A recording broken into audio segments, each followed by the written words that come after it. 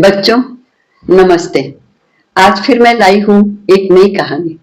आप मेरी कहानी को पसंद करो तो लाइक करना और अपने दोस्तों से इसे शेयर करना। मेरे चैनल को सब्सक्राइब करना नहीं भूलना। Thank you.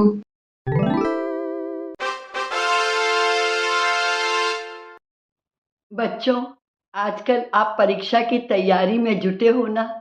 अच्छे नंबरों से पास जो होना है। आओ, आज कहानी सुनते हैं एक अनोखी परीक्षा की।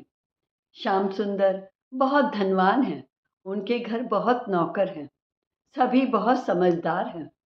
श्याम सुंदर भी उनका बहुत ध्यान रखते हैं। श्याम सुंदर की एक खास आदत है। जब भी कोई सेवक उनसे रुपए की या किसी और तरह की मदद मांगता है तो वे उसके सामने परीक्षा के रूप में एक पहेली रख देते हैं। इस तरह वे उसकी बुद्धिमानी की परख लेते हैं और इनाम देते हैं, मदद भी कर देते हैं। एक बार हीरा ने उनसे 8 दिन की छुट्टी मांगी। श्याम सुंदर ने कहा, छुट्टी तो दे दूंगा, पर लौटते समय तुम एक कागज में हवा और एक कागज में आग लेकर आना, वरना मैं तुम्हें काम पर नहीं रखूंगा।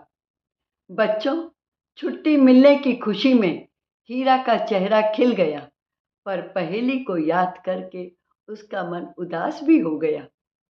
7 दिन बीत गए। पहेली को सुलझाने के लिए आखिरी दिन रह गया। हीरा घर के बाहर एक कागज लेके बैठा। उसे तरह तरह का आकार दे रहा है, मुंह से हवा भर रहा है, पर पहेली बहुत कठिन लग रही है। टेंशन में उसे पसीना आने लगा। वह उस कागज को भी अपने मुंह के आसपास हिलाने लगा। खुशी से चिल्ला पड़ा, अरे पहेली तो सुलझ गई। उसने उस कागज को पंखे का आकार दिया और खुद को हवा देना शुरू किया। अभी एक पहेली बाकी है। रात हो चुकी थी। हीरा घर के अंदर आया। बिजली नहीं थी। माँ लालटेन जला रही थी। लालटेन को देखते ही हीरा का चेहरा चमक उठा। मन ही मन बोला, अरे दोनों पहेलियों के उत्तर हमारे आसपास ही हैं। धन्यवाद मालिक। हीरा ने दूसरे कागज से लालटेन बनाई। उसमें छोटा सा दीपक रख दिया। अब अगले दिन हीरा कागज का पंखा और कागज की लालटेन लेकर मालिक के पास पहुंचा। श्याम सुंदर बहुत खुश हुए। उन्होंने उसे शाबाशी दी, इनाम दिया। बच्चों, एक दिन बिरजू आया श्याम सुंदर के पास। बोला, मालिक, मेरी बहन की शादी के लिए मुझे कुछ रुपयों की जरूरत है।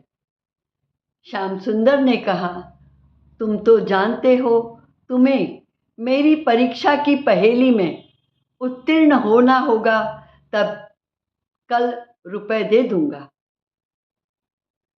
मेरी पहेली है, तुम्हें एक व्यक्ति ऐसा ढूंढना है जिसने कभी झूठ नहीं बोला हो। दूसरा व्यक्ति ऐसा ढूंढना है जिसने कभी सच नहीं बोला हो। बच्चों, बिरजू निराश होकर घर आ गया। घर पर देखा, मामा जी का परिवार आया हुआ है। बिरजू को अपने मामा के बेटे रघु से बहुत लगाव है। वह बोल नहीं सकता है, वह गूंगा है। बिरजू रघु का बहुत ध्यान रखता है। बिरजू को देखकर रघु चिपट गया। बिरजू ने कहा, मामा जी, मेरा यह प्यारा भाई दिल और मन से बहुत साफ है। यह दुनिया के सच और झूठ से बहुत दूर है। बच्चों, सच और झूठ बोलते ही बिरजू को अपने मालिक की पहेली याद आ गई। उसे जवाब मिल चुका था। अगले ही दिन बिरजू रघु को लेकर अपने मालिक के पास गया। श्याम सुंदर ने देखते ही कहा, बिरजू, मेरी पहेली के अनुसार तुम्हें 2 व्यक्ति लाने थे। बिरजू ने कहा, मालिक, दोनों व्यक्तियों के गुण मेरे इस भाई में हैं, क्योंकि यह बोल नहीं सकता है। श्याम सुंदर की परीक्षा में बिरजू पास हुआ। उन्होंने उसे शाबाशी दी और उसकी बहन की शादी के लिए पर्याप्त रुपए भी दिए।